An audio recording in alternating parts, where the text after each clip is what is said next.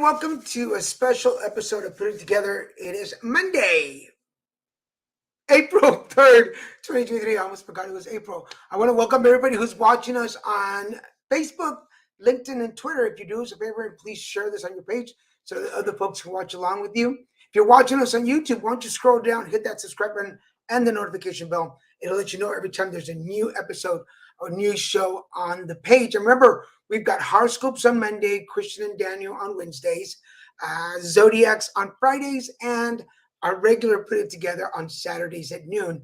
But today I wanted to do a special show for those of you that follow us and follow my shows. Know that I had the opportunity to go to Washington, D.C. a couple of weeks ago for AIDS Watch. And a couple of the gentlemen from Radiant Health Centers went along with me, and I'm going to read their bios and introduce them. But before I do that, I want to tell you a little bit about what we went for. So we went for AIDS Watch. And AIDS Watch, each year AIDS Watch brings together hundreds of people living with HIV and their allies in Washington, D.C. to learn about the latest policy issues, messaging strategy, and advocacy tactics. And we will keep returning until we have succeeded in ending the HIV epidemic. And all this, and this trip, we were able to go representing not only the Southern California delegation, but we're also there representing Radiant Health Centers. For those of you that know, I've been part of Radiant Health Centers as a client for about 14 years. About 4 years ago, I became a board member. And 3 years ago, I became the chair of the Client Advisory Committee. So it was only appropriate that I should be there. And I was very excited to go representing, again, not only Radiant Health Centers, but Southern California, the Latino community in Southern California. And for those of you that don't know about Radiant Health Centers, here's our mission statement. Our mission at Radiant Health Centers is to provide compassionate and comprehensive health services to all underserved individuals in Orange County, with a special focus on the LGBTQ plus community and those living with and affected by HIV.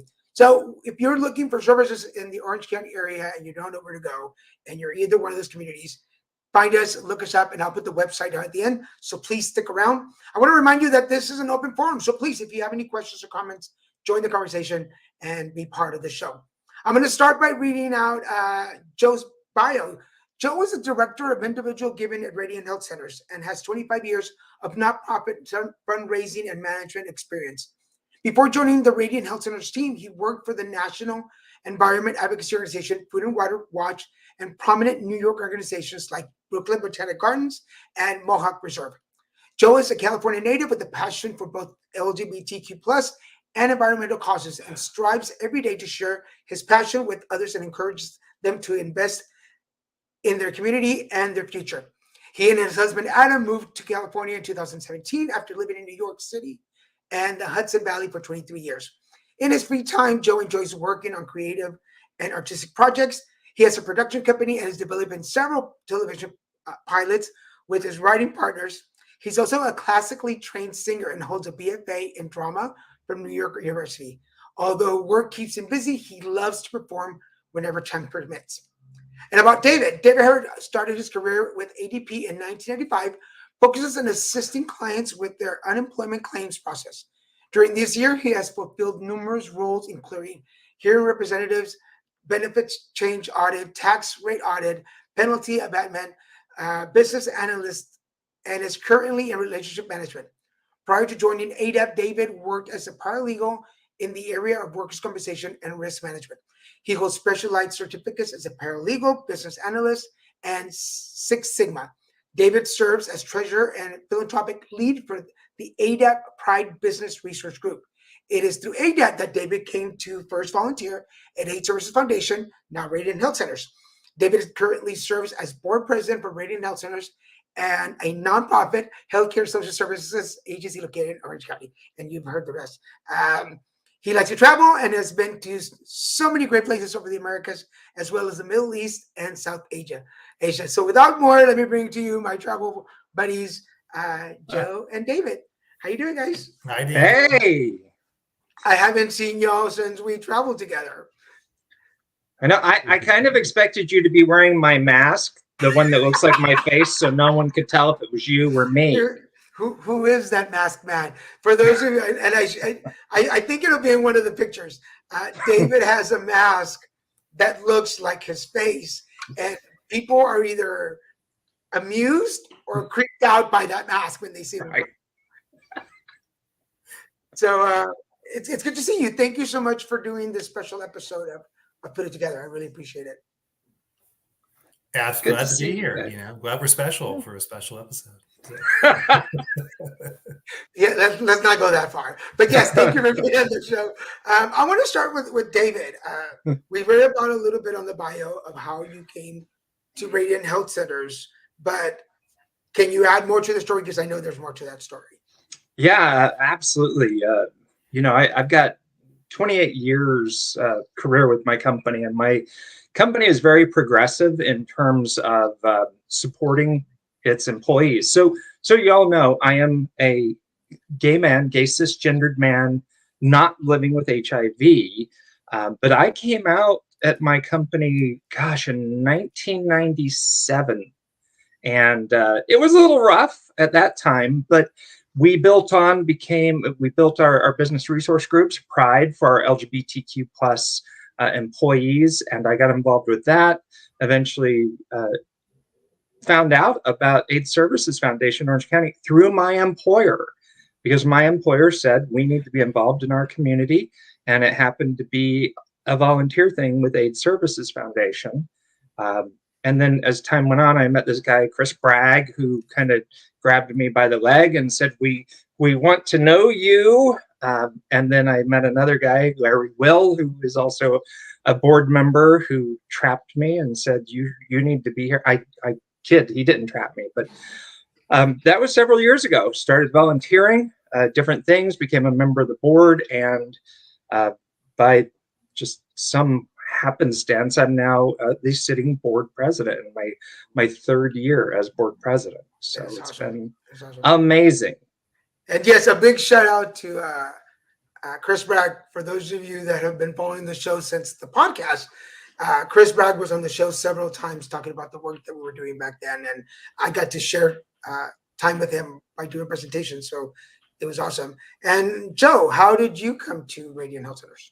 Well, I've worked in the nonprofit field my entire career, and in the introductions at over 25 years. And sometimes I have to pinch myself to realize it's been that long, but it has, and I've really dedicated my professional life to helping others. And I do fundraising, and I always think, well, how does fundraising help? Well, like I say in my bio, it's about getting people to invest in their communities. And that's my sort of personal feeling about it. I'm taking my professional work and investing in my communities, and I'm trying to make the world a better place through what I do every day. And, for me, a lot of my work has been in both LGBTQ plus and environmental issues.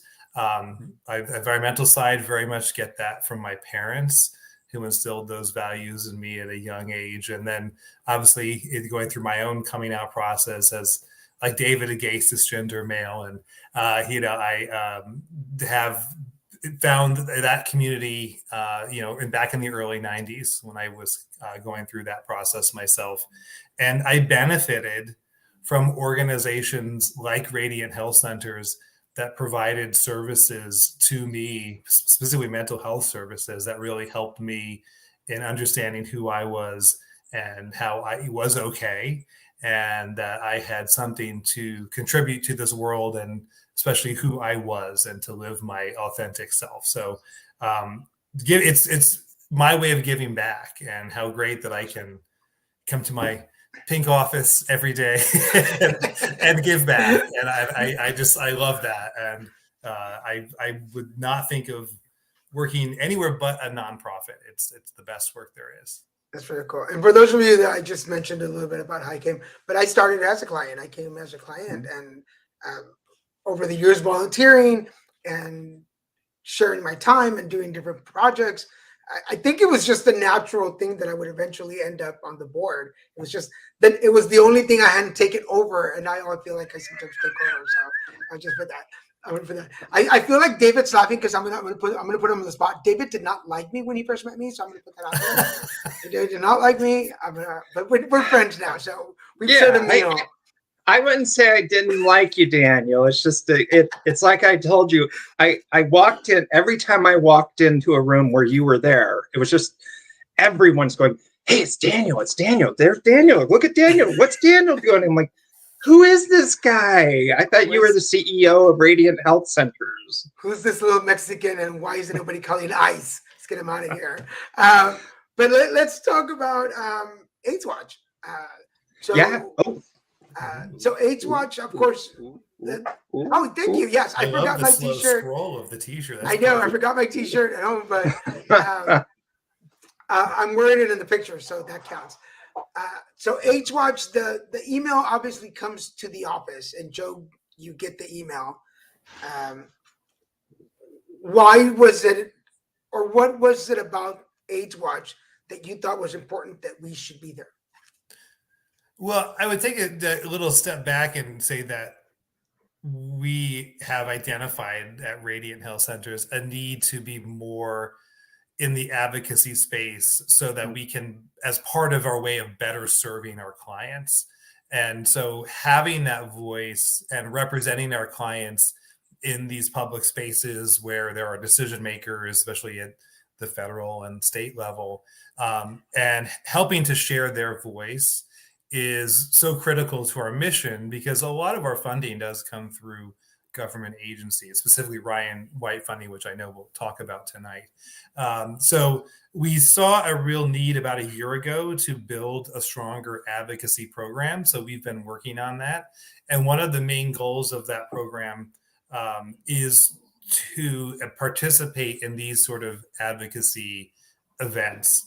And it had been on our to-do list to make a trip to DC or to Sacramento when the opportunity came up. It presented itself this year with AIDS Watch, which had taken a bit of a hiatus. They had still been doing AIDS Watch through the pandemic, but it was virtual. So this was the first year since 2020. I think they canceled 2020. I think 2019 was the last one. Was the last in person, and we wanted to be there. We had made this commitment. We knew it was important, so we looked to this as a way to help invigorate that advocacy program. And we really wanted you there, Daniel, because you are the head of our client advisory committee, in addition to being on the board. And we would have loved to have taken 20 of our clients and had their voices there, but we are, fiscally responsible. We didn't have the funds to do that this year, but maybe in the future we can do that. But we knew that you could be there, Daniel, and help represent all of those people. So it was necessary that we take part. It was necessary that we get the voice of our community in Orange County out there in DC, and to start being part of these groups again, especially after the pandemic. I mean, my gosh, it's time that we reconnect and that we advocate and invest in these spaces. So that's why we decided to go to AIDS Watch. Cool. And I do want to say thank you to Joe, because he was behind gathering the funds so that I could go. So thank you for that effort. But I want to tell everybody out there, if you're watching, I'm going to put up the website. Please go and sign up, because they'll send you the emails. This year, they were not offering scholarships because the scholarships were already promised to the people that couldn't go in 2020 when it was canceled. So they took that list, and anybody who was not, who could go, went, and then they had a waiting list. But next year, you can apply for scholarships. So if you can't make it because you can't afford it, don't give up. There's a way of getting scholarships. Just put that out there for you folks.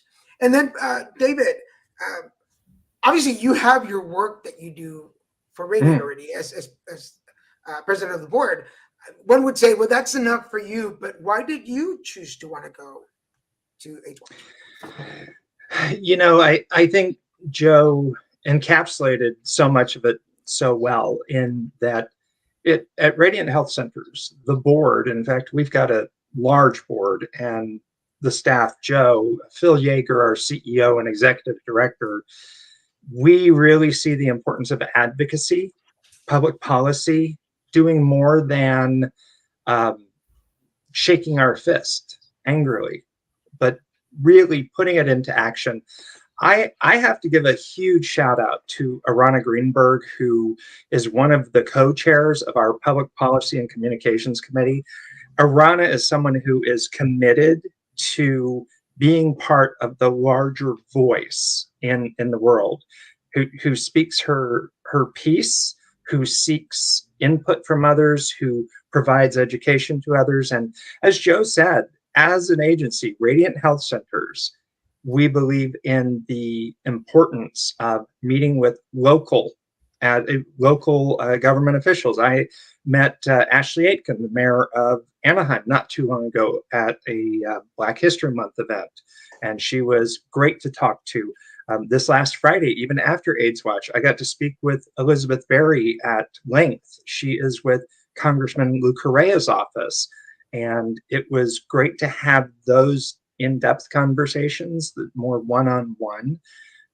But I went because I needed to see it for myself. I needed to see what I knew was a greater event than myself. And Daniel, really thank you so much for you being part of it, because you're such an advocate. It's ingrained in you now. I mean, in so many ways, you cannot stop yourself from being an advocate. Being in a room with those couple hundred people, talking to Portia, who was born HIV positive, and in her 20s had renal failure because of all the medication she had to take.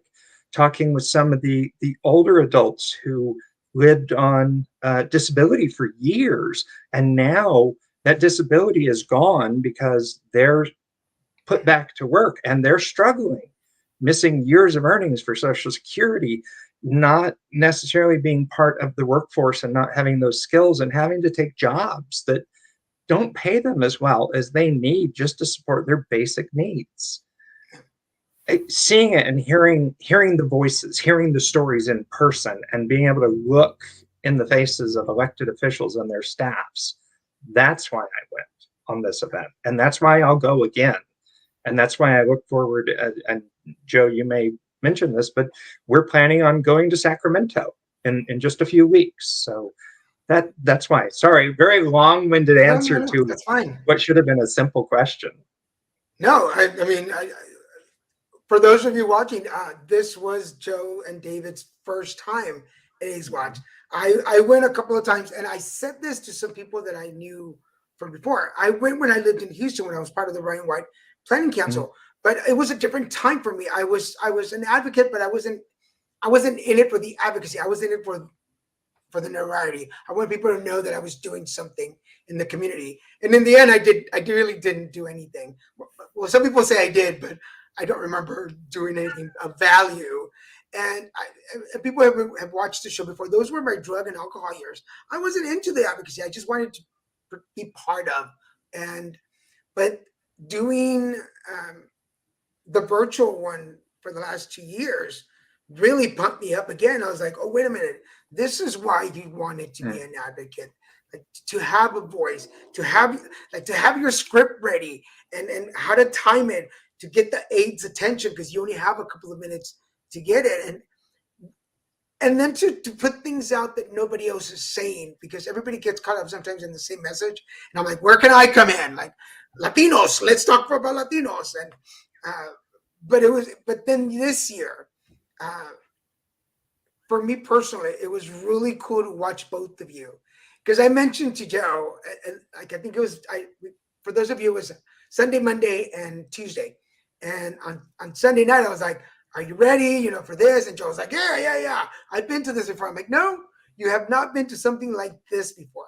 Like, this is a whole different beast." And then I think I asked you the same question again, like, "How was it?" You were like, "Oh, this was amazing." I'm like, "Yeah." For those of you that have never been to any kind of HIV or AIDS conference, it's a total different animal from anything else, because I go to HIV and cancer ones, and it's different. But with that said, we do have a question on the board, and I want for you all to give your answer. The question is, what is AIDS Watch? Yeah, I mean, AIDS Watch is an advocacy event. So it is the name of that event, and it's put on by AIDS United. which is a national organization that fights for people living with HIV. So they create this event every year. What they do is they organize meetings with elected officials in Washington, D.C. So our Congress people, so people in the House and in the Senate, and they coordinate the whole thing.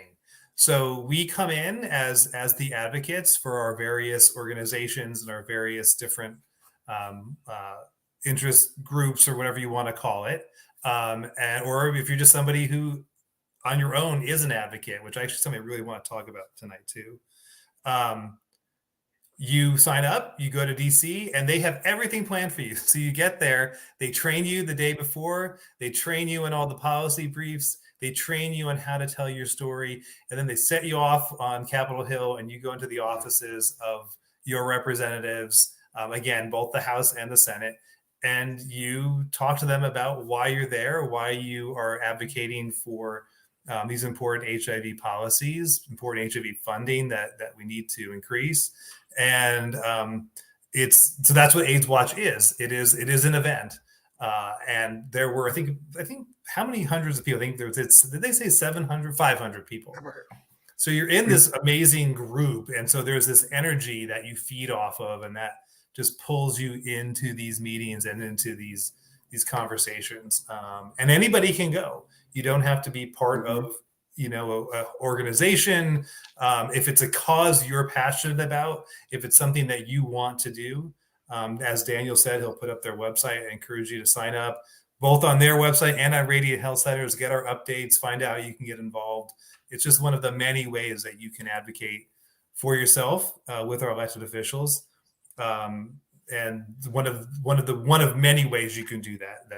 I don't know if we have time to go through all of that tonight, but I'd love to talk a little more. So let me show you all some photos. This is on Sunday when David was already there, so we arrived on Sunday. This is Joe. We're outside and I'm going to say this, like it was 45 degrees outside, and Joe, who lived in the area, wanted to show us the cherry blossoms because they're beautiful, and they were beautiful. So this is another picture of me. I'm freezing, but I still look gorgeous, just so you know. And then this is a photo of the actual training place. So all of the advocates go here, and there's speakers, and they're pumping us up. It's like a little rally / training. Does that make sense? Yeah, networking, community, it's everything. I really think it's bigger than just going to talk to your representatives. David, do you want to add to what AIDS Watch is? Well, I don't know if I can add. Joe, you covered it amazingly. That was really good. I will say I'll add to something you said, Daniel, which is it was cold. And remember, for you folks who want to go to AIDS Watch and join us next year, it happens in the spring in Washington, D.C. So prepare for that. Daniel, I think by the time we got back from looking at cherry blossoms, it was probably about 35 degrees, and I felt really bad for you. Your cheeks were so pink, you made me look dark. I was almost purple from how pink it was. Oh, yeah. I had some choice words for Joe when I got back to my room. but I'm going to say this. The photos I looked really good. So I guess I did good in the cold. So let's talk a little bit about the day of training, because that's real. A lot goes on in the day of training. There are workshops, and you can go to different speakers. What speakers did y'all go to? And not yet to be so specific, but what did you walk into? What did you hear? And did it pump you up? Yeah, Dave, do you want to go first? I've been jumping in first. Oh, you go. Yeah. Yeah. Here's what I will tell you is, because my experience, again, being someone who is not living with HIV, and even when I got to Radiant Health Centers, what drew me to Radiant Health Centers is because none of my friends were struggling. If they did have HIV, the friends I had that had HIV all had jobs and amazing healthcare, and they had no gaps in their service. They had no gaps in their medication. They didn't struggle for those things. And that's one of the things that drew me to Radiant Health Centers. But being there at that training day and hearing people's stories, like I mentioned earlier, Portia, who was born with HIV, but hearing so many other people who were in their 30s and 40s and 50s and 60s and hearing their personal stories, I honestly, I was a little worried because it's very emotional for all of us. I even remember we were in a meeting. We were at, I think it was Katie Porter's office with Max Ernst, and I became emotional when I was talking about funding and why the funding is needed. And I thought, how are these people who are living this, who are feeling the pain of gaps in care and not having a safe place to live all the time, and who fall back into things like self-harm through drugs and alcohol, how are they going to sit there and present themselves in a way that these representatives and their staffs aren't going to just run away from? And it was amazing. It was just astonishing hearing these people tell their stories, their personal stories, and doing it so eloquently. And see, now I'm getting emotional again. Yeah.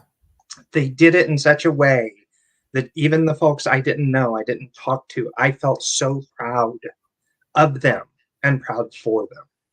That I can't say more about what an amazing time it was for me individually. I'm glad you said that. Yeah, I'm always so proud of my fellow HIV plus folks, because again, I've seen some of them grow in advocacy. I mean, I've been in this 23 years now, 22 years. I've seen them grow into that.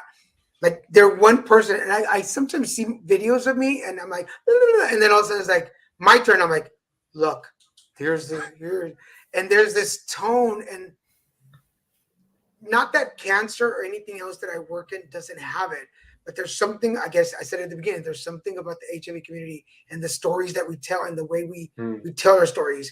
And back in Houston, there used to be a storytelling workshop where you could learn how to tell your story so that it would make an impact. Before I continue, we do have a question on the board. I want to make sure I bring it up. It's from Rick. Rick, what can people living with HIV do the rest of the year in the face of so much legislation in Washington and in state capitals that aim to cut funding for HIV and prevention programs? Joe? I'll jump in. This go back to what I said. There is something we can all do every day for any issue that you are passionate about, whether it's HIV related or anything. And this, you're gonna. I know people. Oh, I roll their eyes at this, but I'm gonna tell you this because it's true.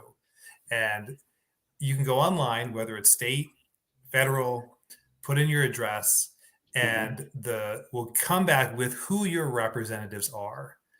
And you can call them, you can email them, you can do whatever you want to have your voice heard. It is their job to listen to us. And I think they forget that. I think honestly, we forget that sometimes. And we have to remind ourselves that it is our duty to be involved every day in this process. That's what democracy is. And that's how we fight to help keep it a democracy, is by raising our voice. So find out who your representatives are, find out what your issue you're passionate about, or what cause or what bill you want to speak to, and have your voice heard. You're going to talk to a staffer. It is the staffer's job to take down your information, log your opinion, log your voice, and then let the representatives know. They have to do that. That is what if they're not doing that, they're not doing their job. They're probably going to get fired. So you want to make sure that your voice is heard. And I know you hear that a lot, but it works. And I know we don't always see it every day. And it's a lot of times around these hot button issues where you kind of see it happening and kind of see it working. But if people are not standing up, if we're not voicing our opinions, and if it goes the way you don't want it to, you keep talking. You don't shut up. You let your voice be heard. You find groups that are working on these issues. You join those groups. You become part of coalitions, and you just keep pushing. And it's exhausting. I will tell you that. I tell you, I've worked in a lot of environmental work, which I actually got really burned out on, I will be honest, because there were so many no's, there were so many walls we hit. But then those victories happen and you see things turn around. And it's same with any cause. You just got to keep going. That's the most important thing you can be doing. And I can't say it enough. And it's scary. I totally understand that. But write down what you want to say, make the call, make your voice heard. It's the best thing we can all be doing right now. Thank you. Great answer. I want to show some pictures of us getting to the Capitol. I'm not going to show you all the pictures because I took a bunch of pictures, but this is us outside the Capitol. And by the way, we got to meet Martha Gonzalez, who is right there in the picture, from Christie's house in San Diego. Excellent person to know. So if you're in San Diego area and you're looking, they work with women and children who are HIV, who are living with HIV. So check them out. Christie's house in San Diego, and that's Martha Gonzalez. She's a little ball of fire, let me tell you. And this is in one of the offices where we're dropping off some information, taking business cards. Everybody wants to give you a business card. They always want to give you a business card. So let's take that. And then this is the group. I was really excited for this one with Katie Porter. David, do you want to tell us about that particular meeting? Yeah, that was actually a really great meeting. One, I was really excited because, of course, we got to see one of the Katie Porter whiteboards in the office, and that was great. And Max Ernst, who's standing directly behind me, he is in her office, and he was an amazing person to talk with. He listened to us very intently. He actually took more notes than I had seen anyone take in any of the meetings we had. So that was awesome. Carl Bologna, who is standing, he's as you're looking at the photo to the far right. I was so pleased that he joined us. And we also had right there in the front, the blonde man. For those of you who don't know John Roberts, he's, not the Supreme Court John Roberts, but he's actor, writer, and advocate. And he is the voice of Linda Belcher on Bob's Burgers. He told us a cute story about what sort of noises he was making as they walked past Ted Cruz's office, but I won't repeat all of that. Let me give you a quick lineup of that photo so everybody can know who they are. So starting from the left side, as you're looking at the screen, Jesse Milan Jr., who's the president and CEO of AIDS United. Then there's me. Then there's John Robert, who's actor and advocate, and he does the voice of Linda on Bob's Burger, who actually offered to be on my show. So I'm going to bring him on my show. Yay! Then there's Joe, and then Martha Gonzalez, program manager at Christie's. It's Christie's Place, not Christie's house, Christie's Place. Right. And then there's David. Then Max Ernst, who's the deputy chief of staff and legislative director at U.S. House of Representatives for Katie Porter, who actually we're friends on LinkedIn now. And then Carl Bologna, who is the vice president and chief advocacy officer at AIDS United. And let me tell you, I was blown away. Okay, I wanted John Roberts there because I'm a fan, but to know that Carl and I just said his name and Jesse and Jesse we're going to be sitting in our meeting just blew me away that they wanted to be part of it, and they kind of just opened the doors and they were like, okay, you go and do what you do. For me, that was really exciting. I felt like we were like teacher's pet for the day just because they were with us. It felt really good. It felt really good. So for the folks that don't know what we do once we get into the meetings, because we don't meet with everybody on our list. Some we leave information and some we have meetings. Can one of you tell them what the meeting is like? What do we do? What do we say? Well, I'll let Joe talk about that. But before I turn it over to him, what I want to say, I knew Joe had some background in advocacy. I knew Joe had been to Washington, D.C. before. And I'm like, okay, let's roll it out. Let's see it. And man, Joe came out like a bunch of just stallions running straight forward. And I got to tell you, Joe, if I haven't said it enough, you just knocked my socks off. Oh, that's very sweet, David. I appreciate it. I sat in on the board meeting for Radiant Health Centers while you guys were on a plane sleeping as you flew over Kansas somewhere, and I just effused all over the board about what an amazing time it was, because they knew what Daniel would do, but I got to see Joe just in his prime doing his thing. And thank you, Joe, for being who you are and presenting the message and helping us be part of that. So I'll turn it over to you about that message we present and what we were doing. Thank you, Dave. Thank you. I really appreciate the kind words. Yeah, I think you also saw a different side of me. I mean, I think I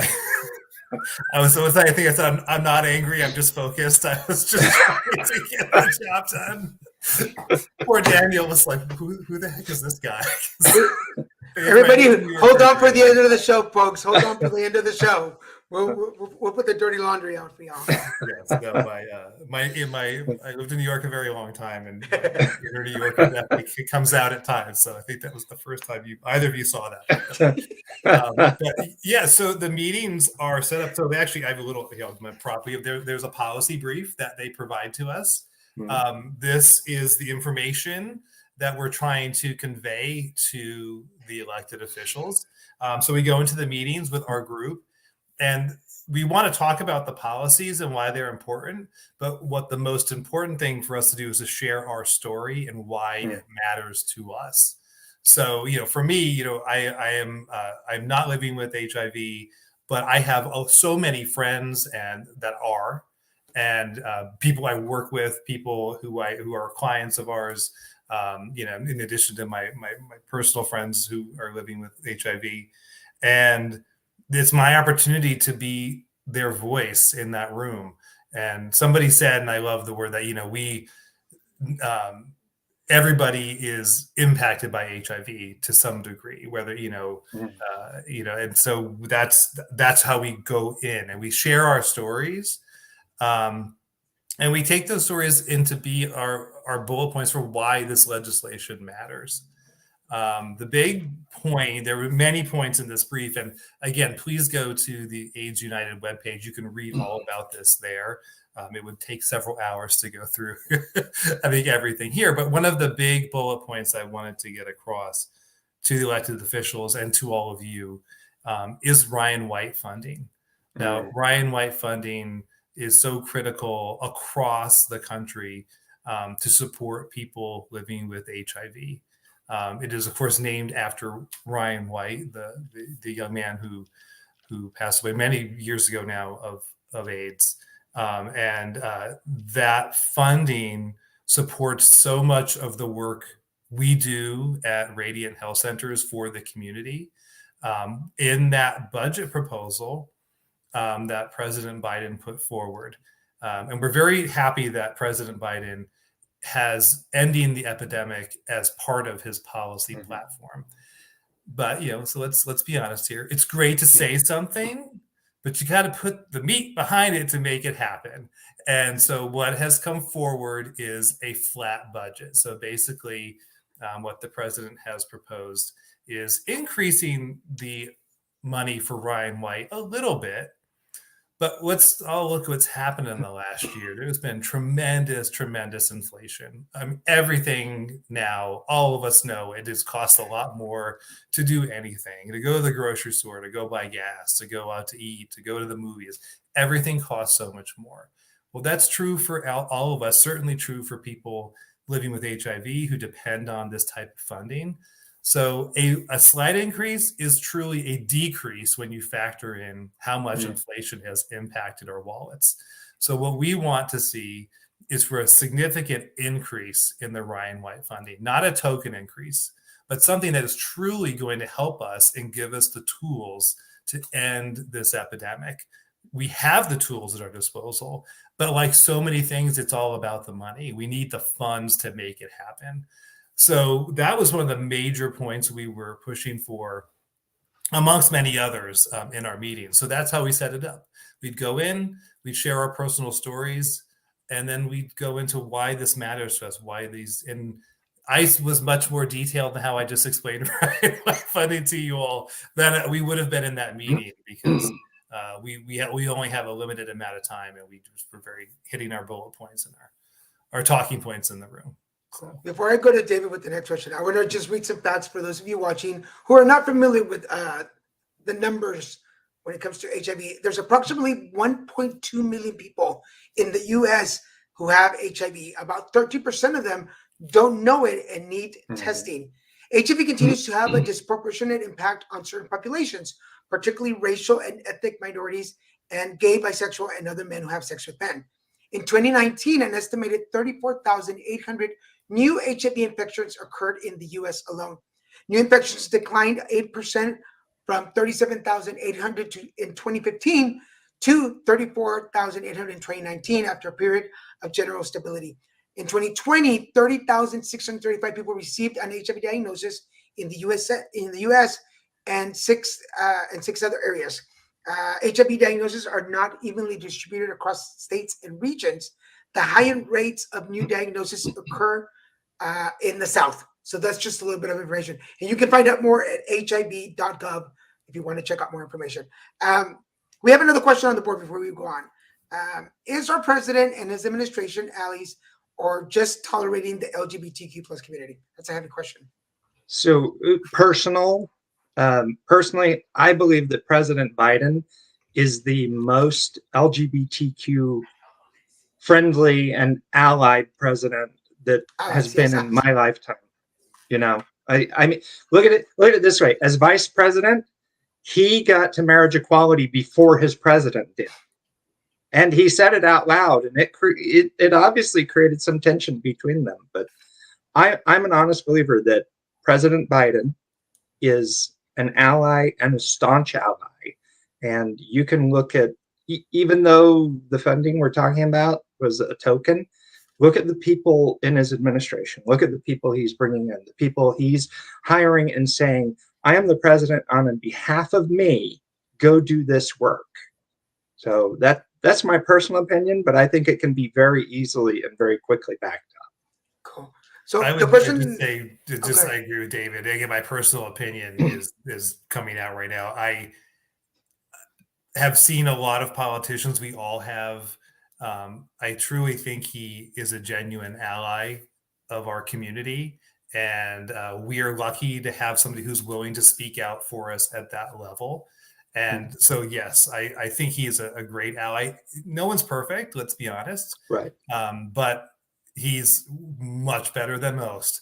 And I think we're lucky to have a voice at the top like him who is speaking, so positively about our community and helping to elevate our community.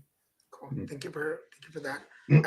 My question for David was, because a lot of folks think once you get there and you're walking through the Capitol, and by the way, we walked a lot. I was hurting the next day. I didn't say anything because I was trying to be macho about it, but Wednesday I couldn't walk. But we walked to offices, we walk up and down stairs. By the way, these guys don't believe in elevators, so we took stairs everywhere. Just to put that out there. But when we walk into the office with the pamphlet and we don't have a meeting set up, what is the spectrum of reception that we get from the aides, David? Yeah, it was rather interesting because I think for the most part, and I'm going to say the majority were friendly. Because you walk in, they don't know who you are. They don't know what you're doing until you open your mouth and say, hello, we're part of the California delegation. We're here as part of AIDS Watch, representing AIDS United. And then we pour into the office all together with our faces bright and shining. And then it was interesting to see a good number of them brightened up, went, oh, okay, I get it. And then a certain number of them, all right, I'm going to be nice until you leave my office. True. And we had a couple of those, and we did have one I really thought felt very put out by us even being there. I don't know if you guys remember that one off in the odd corner, but I really felt that was, what are you doing here, and why are you talking to me, and why are you leaving this here? Yeah. I felt, yeah.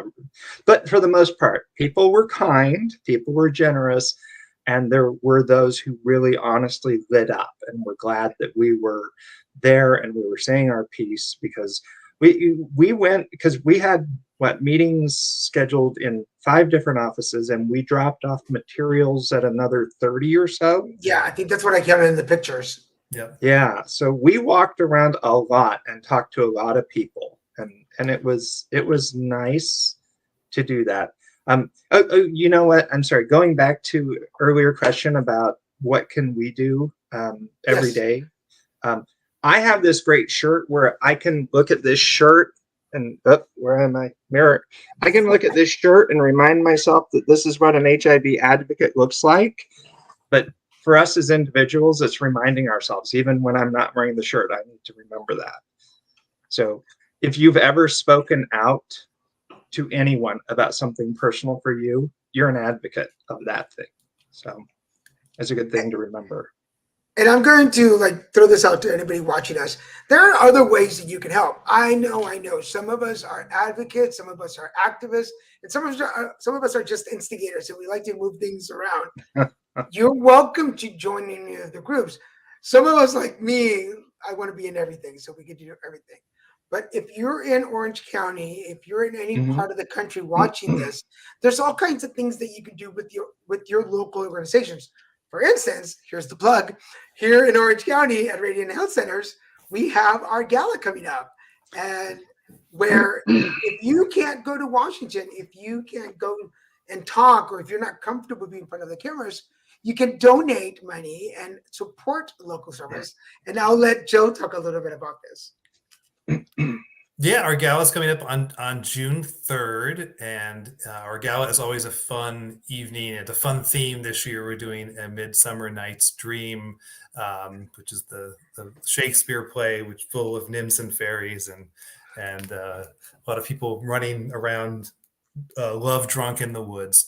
So it's perfect timing to take away the photo. But really it's about our work, and it's about our clients, and it's about the people we serve, and it's about helping to raise money to support them and the programs that we have at Radiant Health Centers to support our community.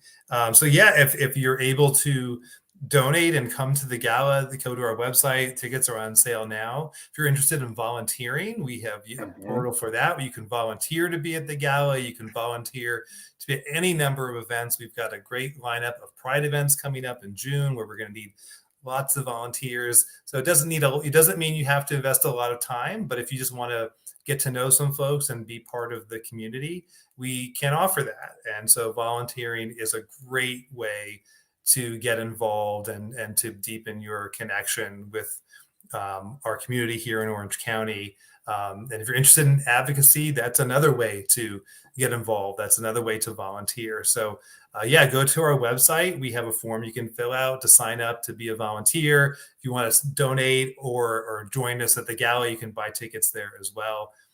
We'd love to see you however you want to engage with us. Yeah, and I think it's important to even note there's other ways you can donate as well. Perhaps you're a talent, you're an artist who creates things or does things. I remember last year at the gala, Shiwei Carrasco Wu, who is a talented flute player, he donated a presentation of his flute playing as one of the things that was sold at the gala, and made money to support the programs at Radiant Health Centers. Maybe you are an artist, you make things, you have an Airbnb that you will give up for a weekend. Donate those things, and those go to help support the programs at Radiant Health Centers. So if maybe you don't want to be there in person, but maybe you want to do something, so donate that way. Yeah, and if you are part of the Radiant Health Centers family as a client, please join the Client Advisory Committee, whether you're part of the LGBTQ plus or a person living with HIV or both. we could use your voice at the CAC level, CAC Client Advisory Committee. Come join us. We need new members. And as the chair of the committee, I'm calling on you. Come and fill out an application and join us. Help us make decisions that affect the clients. And I assure you, because I do it, I take those messages back to the board. So make sure that they know what we need and how they can help us out. So please, there's all kinds of ways. And yeah, if you want to donate a basket for the raffle or the silent auction, you can do that. There's all kinds of ways. So, and not just in our area. Again, wherever you're watching, if you are part of an organization, you don't have to go all the way to Washington to help. You can help in your area. So do that. Right. I want to also put up the AIDS United website. So make sure you go check out aidsunited.org, sign up for their newsletter. It'll give you all the information you need, not just for AIDS Watch, but for all the other events they have throughout the year. So check them out. It's really important. You can write letters, again, like we said at the beginning, write letters, make phone calls. And the cool thing is the website gives you a lot of step-by-step stuff. So you don't have to reinvent the wheel, which is really cool. We're down to the last 10 minutes of the show. And this is usually where I like to share some words of wisdom with the folks watching. So I'm going to start with Joe. Joe, what words of wisdom do you have to share with us today? I would just go back to what I said before about finding a way to have your voice heard and to speak up. I think we're in a day and age where there's a lot of odd things happening and some negative things happening that we have a responsibility to stand up and speak out against and to speak out what we're for. And I really feel that we all have an obligation to speak out for people who don't have the same advantages that we may have. And that's just something that if we were all a little more civic minded and a little more compassionate and showed a little more empathy to folks, I think we just have a better world and we'd all be a lot better off. And I think it comes down to listening and to being open to different perspectives, different points of view. And even when you're up against people who maybe don't want to listen to you, maybe you don't want to listen to them. I think that's the moment to step back and really listen. Doesn't mean you have to agree. Doesn't mean you have to, advocate for what they're saying. But I think if there's just a little bit more caring, understanding going on, but speak out. And don't be afraid to speak out either. I think that's the thing. I've come to a point in my life where I just don't care anymore. I'm going to say whatever the hell I want. Yeah. And it's taken me a long time and a lot of work to get there. So that's not as easier said than done. But I hope others follow suit because you'll feel much better and much more liberated if you do. But be a voice for yourself, be a voice for your community. We all need that right now. Thank you. And David, what words of wisdom? So I think about what Joe just said about speaking out. And I want to encourage folks that maybe you feel you're not ready to stand in the front of the crowd. So find opportunities to be part of a group that amplifies your voice. I think about, at Radiant Health Centers, we have folks who want to be involved, but they're not ready to be a board member. They're not ready for that sort of activity, that sort of responsibility. So they join committees with Radiant Health Centers. Our Public Policy and Communications Committee is a great example. We have a young man who recently joined that. He's a great asset, and he is making his one voice part of our larger voice at Radiant Health Centers. And be part of the larger opportunity when it's there. I think about a lot of organizations. Gay for Good is an organization I think about a lot because Gay for Good, they set up volunteer opportunities. You just show up, but they're coupling you with other organizations who may not otherwise choose to couple themselves with a gay organization. They don't know how to deal with the gay men and the lesbian women. And here in Orange County, Gay for Good and in LA County works often with the Islamic Center. How many times would you think, gee, as a gay person, I should go volunteer at the Islamic Center? It's because an organization like that advocates for individuals and then brings them into the bigger picture. So no matter where you are in the country, be part of a larger voice if you're not ready to be the largest voice. Thank you. Thank you, guys. And we're down to the last 5 minutes. I want to thank everybody who's been watching and commenting and adding your questions. We really appreciate it. But I really want to thank Joe and David for not just for me, but for the clients of Radiant Health Centers for taking time out of your life and saying, hey, I'm going to do this for the clients. Part of the honor that I have of being the chair of the Client Advisory Committee is speaking for them. And I do my best to represent the community in the best way I can. So I so appreciate you both. Thank you so much for being there. I already loved you guys and respected you before, but this trip totally I was like, these are real friends of the community. I consider you friends of mine and colleagues. Even when Joe gets a little grumpy because he hasn't eaten. I'm a New Yorker. I'm a New Yorker. That's always his fallback. I'm a New Yorker. When you're trying to be kind to Joe and go, Joe, are you getting overwhelmed? No, I'm fine. Okay, fine. Just because you're a giant and you're redhead and I'm scared of you. So I will. We may be. Oh no! It's true. It's all true. No exaggerations. No. I own every moment of it. That's why you love me. And we've got to thank you from Christian. Christian's my partner, by the way. So thank you, great, for watching. But yes, no, totally. And again, if you want more information, check us out. Radiant Health Centers, go look us up. Find out everything that happens, everything we do. If you're in the Orange County area, check us out. Here is, again, the gala information. Look it up. Buy a table, buy a seat, donate, come and bet on all the prizes we're going to have. We have silent auction. Go check us out. I expect to see you all there. Come dressed up, because that's the fun of it. Come dressed up. And anything else before we go? Can I get some air now, Daniel? Oh my God. If I hear that one more time, I'm not going to get some air. I'm not going to say that Joe's a diva, but every time we were inside a building, I'm going to go outside and need some air. Even when we were outside, he needed to get some air. I need some air. Hey, let me stand over here away from you where there's air. There's air, yes. And if I ever see a cherry blossom again. I love the cherry blossoms because we were out in the fresh air. Yes.